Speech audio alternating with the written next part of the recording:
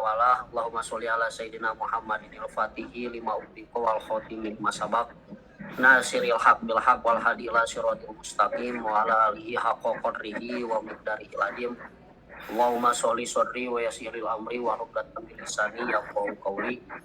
Alhamdulillah hari ini kita bisa berkumpul di sore hari ini di online. Yang pertama-tama saya mengucapkan terima kasih banyak kepada dosen pengampu politik keluarga Profesor Dr. Nur Rahman MA yang senantiasa menghadiri kuliahan hari ini. Semoga beliau selalu disehatkan oleh Allah Subhanahu wa Ta'ala. Amin ya Allah. Dan tak lupa juga kepada rekan-rekan semua yang telah hadir di perkuliahan hari ini, Akang Tete dimanapun berada, yang mana di sini saya akan mempresentasikan yang berjudul Strategi Transformasi Integritas Hukum Keluarga Islam di Indonesia. Kebetulan saya tidak sendiri, saya berdua sama rekan saya, Bapak Bibin Bunyamin, yang sudah hadir di online ini. Yang mana di sini mengutip dari data tulisan penelitian dosen kita, Profesor Nur Rahman, memang umat Islam yang menjadi mayoritas penduduk Indonesia ini jumlahnya 85,1% ya, berdasarkan sensus tahun 2010. Pada umumnya juga mengingatkan agar nilai-nilai agama, khususnya hukum Islam, dijadikan sebagai bahan dan rujukan dalam pembuatan hukum dan undang-undang di Indonesia. Menurut penelitian yang dilaksanakan sebanyak 72% Muslim Indonesia menghendaki agar hukum Islam dijadikan bahan hukum nasional. Tetapi sebagai besar dari mereka 69,6% juga berpandangan bahwa negara Pancasila merupakan sistem politik ideal bagi bangsa Indonesia. Bagian besar dari mereka juga 61% mendukung agar Indonesia menjadi negara yang demokratis. Sehingga dalam hal yang berkaitan dengan jumlah di atas bahwasannya ideal dan sesuai gitu jika menggunakan hukum keluarga Islam gitu dalam peraturan negara dengan tetap berpegang teguh pada dasar Pancasila dan nilai-nilai demokratis.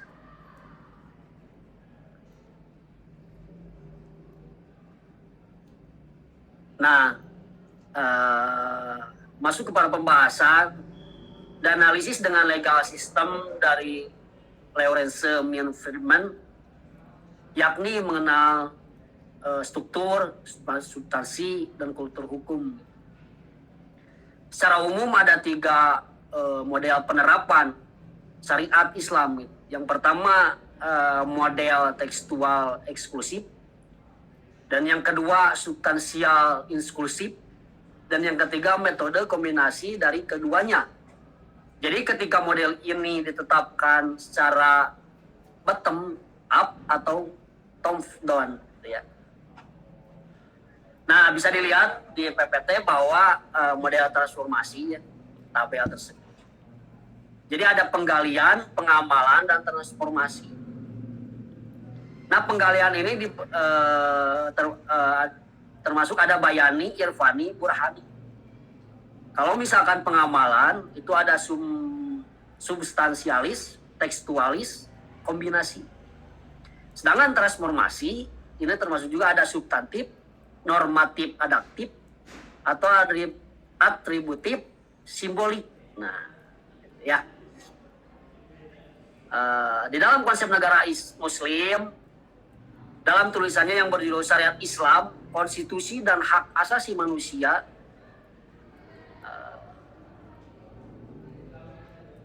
Pak Nur Rahman mengatakan bahwa dilihat dari hukum dasar atau konstitusi yang dirumuskan oleh sejumlah negara Muslim, setidaknya ada 4 model konstitusi negara Muslim. Nah, bisa dilihat ya di tabel berikut itu. Bentuk negara di negara Muslim. Negara Islam itu termasuk beberapa negara ya. Bahrain, Brunei, Iran, Konun, Oman maksudnya ya. Negara yang menjadikan Islam sebagai agama reuni, agraria, Irak ya, macam-macam itu ada 15 negara. Sedangkan negara sekuler itu termasuk Mali, Turki. Nah, pada konstitusi Indonesia ini tidak dijumpai istilah negara Islam. Namun setidaknya ada 8 prinsip yang sama antara konstitusi Indonesia dan konstitusi Madinah. Itu yang pertama adalah monoteisme. Ya. Dan yang kedua ada persatuan dan kebersamaan. Dan yang ketiga ada kesetaraan dan keadilan. Dan yang keempat ada kebebasan beragama. Dan yang kelima ada membela negara. Dan yang keenam melestarikan tradisi baik. Dan nomor 7 ada supremasi syariah. Yang ke-8 politik, perdamaian, perlindungan. Makanya transformasi dan integritas hukum Islam. Jadi transformasi secara etimologi berarti perubahan bentuk atau rupa atau format dan sifat. Perubahan ini secara keseluruhan atau bisa juga bagian tertentu, ia pun terjadi secara evolusi atau hukum nasional. Model transformasi syariat ke dalam hukum nasional itu dapat dibagi menjadi 3, yakni substantif progresif, normatif adaptif, dan simbolik atributif. Gitu. Selanjutnya integritas berasal dari bahasa Inggris, yaitu integration, ya, yang berarti kesatuan atau pembulatan. Selain itu integrasi juga bisa diartikan sebagai suatu metode untuk mengkoordinasikan berbagai fungsi, bagian-bagian dan tugas yang ada pada suatu pekerjaan. Dengan kata lain, integrasi merupakan suatu cara untuk kerjasama yang tidak saling bertentangan demi mencapai suatu tujuan gitu. Sehingga dalam proses transformasi hukum keluarga Islam di Indonesia tidak bertentangan dengan syariat dan kepentingan umat secara umum dan menyeluruh.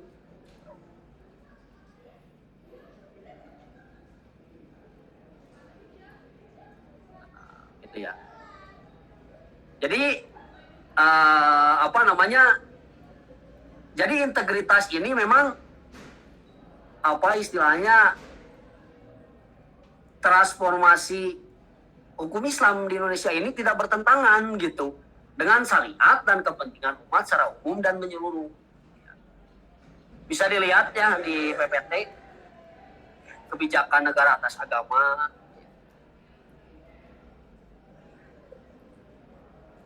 Masalah ya, kita masuk ke masalah.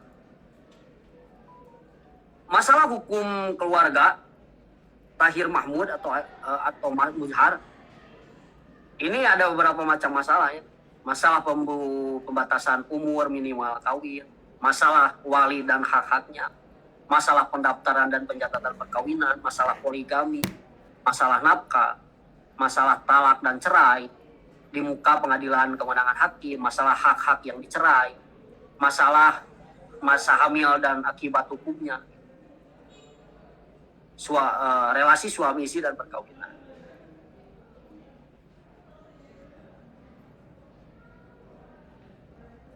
Nah, jadi jadi salah satu isu yang mendapatkan perhatian rival Ka'bah dalam persoalan hukum keluarga ini adalah masalah pemberian nafkah gitu. Dalam hukum nasional, persoalan pemberian nafkah diatur dalam pasal 30, 31, 32, 33, dan 34 Undang-Undang Nomor 1 Tahun 1974 tentang perkawinan. Ya. Menurut rival Ka'bah, aturan tentang nafkah yang ada di dalam pasal-pasal tersebut menggambarkan hukum yang hidup gitu dalam masyarakat, di mana suami adalah kepala rumah tangga yang bertanggung jawab atas nafkah dan keluarga secara keseluruhan, dan istri sebagai ibu rumah tangga yang bertanggung jawab secara domestik terhadap kemaslahatan keluarga. Nah, mungkin itu yang saya bisa sampaikan. Mungkin dilanjut oleh Bapak Bibin, dilanjut untuk membahas beberapa isu seputar perkawinan. Boleh, Pak Bibin? Ada?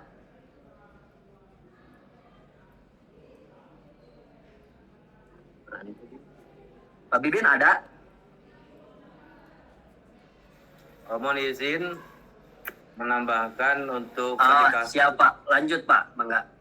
Mohon izin Prof, juga rekan-rekan sekalian, untuk menambahkan studi kasus transformasi hukum keluarga Islam di Indonesia, pemikiran Rifial Ka'bah tentang isu seputar perkawinan. Di sini menurut pemahamannya, sekalipun istri secara fisik tidak ikut mencari nafkah, namun secara non material, usaha istri memelihara kemaslahatan keluarga selama suami bekerja.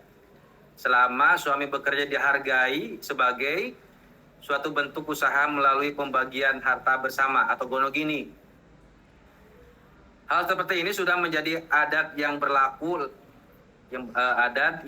lama di negara Indonesia. Justru itu dapat dikukuhkan sebagai hukum yang diatur oleh pemerintah melalui undang-undang. Selain nafkah juga dalam studi kasusnya, Rifiatul Ka'bah juga di sini dikatakan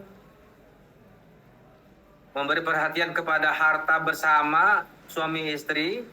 Harta bersama diatur dalam pasal 53 dan 36 Undang-Undang Nomor 1 Tahun 74 tentang perkawinan. Menurutnya, harta bersama yang diperoleh dalam masa perkawinan merupakan bentuk kesamaan hak dan kewajiban antara suami dan istri karena masing-masing dapat bertindak atas harta bersama itu dengan persetujuan kedua belah pihak. Apabila terjadi perceraian, maka harta bersama diatur menurut hukumnya masing-masing. Menurut hukumnya masing-masing dan keduanya, suami istri tidak kehilangan haknya sebagai individu untuk melakukan perbuatan hukum. Sedangkan hak suami istri dalam kepemilikan harta bawaan, hadiah atau warisan tetap berada di bawah pengawasan masing-masing. Di bawah pengawasan masing-masing penerima sepanjang pihak tidak menentukan lain. Masing-masing mempunyai hak untuk melakukan tindakan hukum.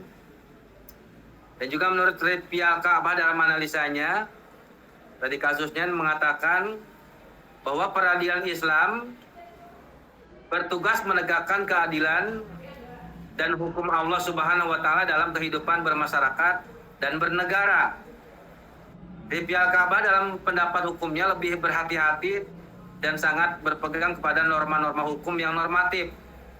Argumentasinya kuat dan sangat diteliti dalam menulis dan memilih literatur. Sikap hukumnya sangat konsisten serta tidak akan mau menerima pendapat yang sumber literatunya sangat lemah. Pada kasus ini jelas sekali bahwa Rifiatul Ka'bah dan hakim agung lainnya yang merumus perkara tersebut tidak membuat terobosan hukum baru dan memberikan hak yang sama antara laki-laki dan perempuan dalam hak cerai, dalam hak perceraian. Adapun nusus atau tidaknya atau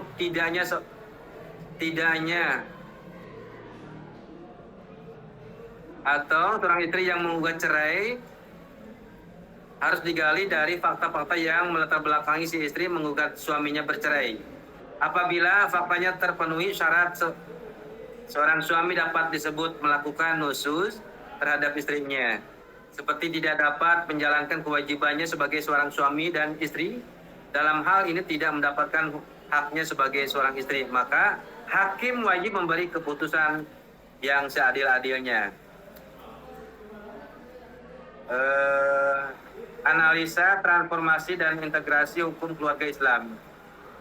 Negara Indonesia akan merasa kaget ketika transformasi hukum keluarga Islam itu mendadak langsung diterapkan, sehingga penulis sesuai dengan pembahasan di atas dari awal sampai akhir memiliki strategi dalam mentransformasi dan integrasi hukum keluarga Islam di Indonesia dengan cara soft approach atau pendekatan lembut, yaitu sepakat dengan pola pikir dari Hakim Mahkamah Agung bahwasanya harus bertahap dan berangsur-angsur dalam melakukan proses perubahan yang lebih maslahat dan baik, dengan senantiasa melihat dan berpedoman kepada Al-Quran, As-Sunnah sebagai petunjuk hidup serta diiringi dengan landasan keimanan kepada Allah Subhanahu wa Ta'ala tanpa ada unsur hawa nafsu yang berlebihan untuk kepentingan individu maupun kelompok. Sekian barangkali kesimpulan sementara. Nggak tahu pergi. Ada penambahan sedikit. Kesimpulannya, setelah membahas secara komprehensif di atas, penulis dapat menarik kesimpulan dalam menjalankan transformasi dan integrasi dapat mendukung terbentuknya fikih Indonesia. Maka putusan hakim agama yang nantinya dapat dijadikan jurisprudensi harus mencerminkan spirit sistem hukum nasional Indonesia. Artinya putusan agama yang tidak lain berupa produk fikih Indonesia harus dapat disinergikan dengan prinsip dan tujuan hukum nasional. Itu saja yang bisa saya sampaikan. Nanti selebihnya bisa dikembalikan kepada forum. Wassalamualaikum warahmatullahi wabarakatuh.